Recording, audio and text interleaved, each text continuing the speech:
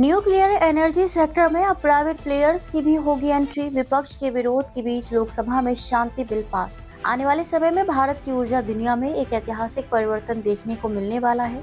ऐसा इसलिए क्योंकि बुधवार को लोकसभा में sustainable harnessing and advancement of nuclear energy for transforming India यानी कि शांति बिल पारित हो गया। दरअसल इस कानून के बनने से देश में परमाणु एनर्जी सेक्टर में प्राइवेट प्लेयर्स की भागीदारी का रास्ता खुलने का रास्ता साफ हो जाएगा।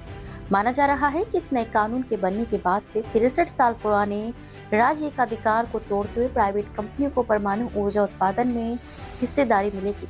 केंद्रीय विज्ञान एवं प्रौद्योगिकी राज्य मंत्री स्वतंत्र प्रभार जितेंद्र सिंह ने कहा कि यह कानून भारत को साल 2027 तक 100 गीगावाट परमाणु ऊर्जा उत्पादन के लक्ष्य तक पहुंचाने में अहम भूमिका निभाएगा। वहीं कुछ सूत्रों के अनुसार इस बिल पर चर्चा के दौरान जवाब देते हुए केंद्रीय मंत्री ने कहा कि ये कानून मील का पत्थर साबित होगा। उन्होंने कहा कि भारत की वैश्विक भूमिका तेजी से बढ़ रही है और यदि देश को एक प्रभावी वैश्विक शक्ति बनाना है तो उसको अंतर्राष्ट्रीय मानकों और रणनीतियों के अनुरूप आगे बढ़ना होगा। उन्होंने आगे कहा कि पूरी दुनिया स्वच्छ और टिकाऊ ऊर्जा की ओर बढ़ रही है और भारत ने भी इसी दिशा में साल 2047 तक 100 गीगावाट परमाणु ऊर्जा क्षमता विकसित करने का लक्ष्य रखा है।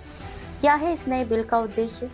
उल्लेखनीय है कि इस बिल का मुख्य उद्देश्य परमाणु ऊर्जा के शांतिपूर्ण उपयोग को बढ़ावा देना और इस क्षेत्र में निवेश को आकर्षित करना है।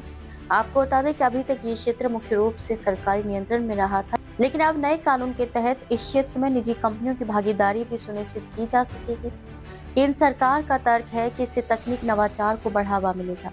विपक्ष ने जताया कड़ा विरोध। हालांकि बिल के लोकसभा में पेश होने के बाद विपक्ष ने कड़ा विरोध जताया। विपक्ष के सांसदों का दावा है कि यह कानून न्यूक्लियर डैमेज के लिए सिविल दायित्व अधिनियम 2010 के प्रावधानों को कमजोर कर रहा है।